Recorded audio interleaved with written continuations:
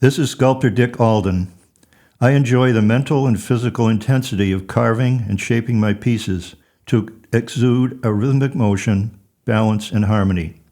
The challenge is to capture that special spirit and emotion in each sculpture I create. Stone flowers and bouquets.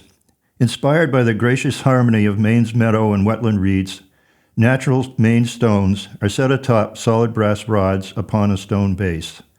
Stones are carefully balanced to the point of tipping, so they sway, even in the slightest breeze. They also like to be gently knocked together to create a wonderful clicking and singing of the harmonic rods. The brass rods oxidize over time to an organic green patina. Color, texture, tactility, motion, and harmony make each a unique sculpture to grace a garden or home. Rhythm and rhyme. Sometimes the stone inspires the sculpture. I discovered this Tennessee pink marble triangular cutoff at a Vermont marble facility's tailings yard. I visualized a composition of counter-angled negative spaces connected by rhythm lines covering all four surface planes.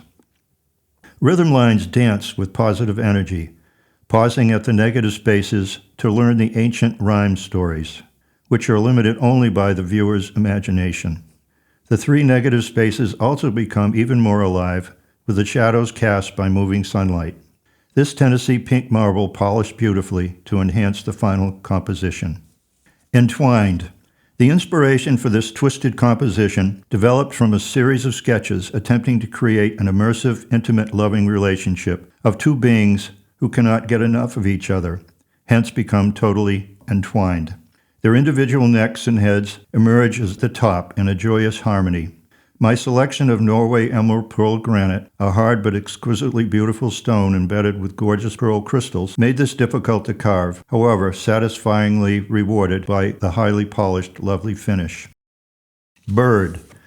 Sometimes it requires another professional artist to take you out of your comfort zone. I was challenged to create something beyond my usual curved and rounded style. It was mind-bending for me to create a totally angular, sharp-edged piece.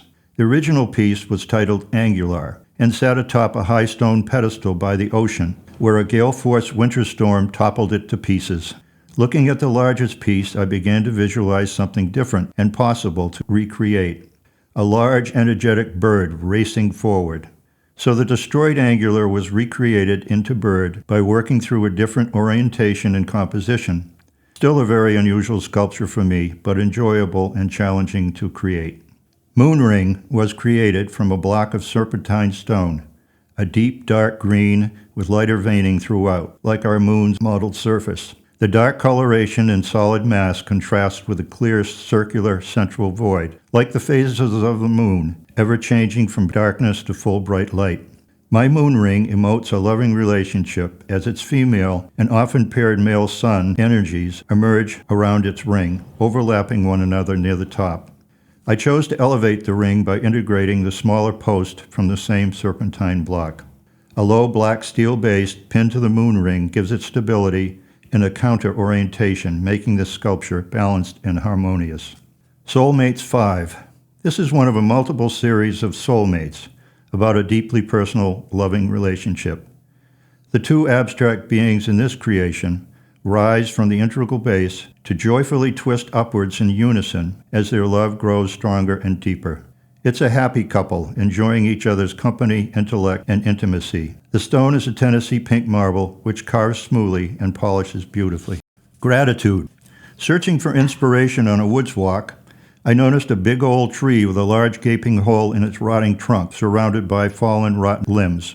I started sketching, thinking it was totally dead, when my gaze was drawn upward to a canopy of leaf-covered branches. Dead tree? Heck no. Alive and well, with new growth and leaves aplenty, high above, on a face-like upper limb stump and robust upper branches. What an inspiration for hope and resurrection. The white translucent alabaster captures the rough bark and rotting trunk center, then up to a healthy branch emerging from the face-like stump, and higher limbs reaching joyfully skyward, culminating at its leaf hand's apex. Life is good, and we are so grateful. Creo. Cogito ergo sum. I think, therefore I am. The famous proposition by French philosopher René Descartes was the inspiration for this large sculpture. My composition, titled Kogito ergo creo, I think therefore I create, celebrates the rhythmic letter cursive I, which is so powerful and interesting as to me it represents our uniquely human concept of being. It's also the Japanese character for human, an extremely hard absolute black granite polished beautifully. The supporting stones are honed dark gray granite. I like the symbolism, rhythm, balance, and energetic motion of Creo.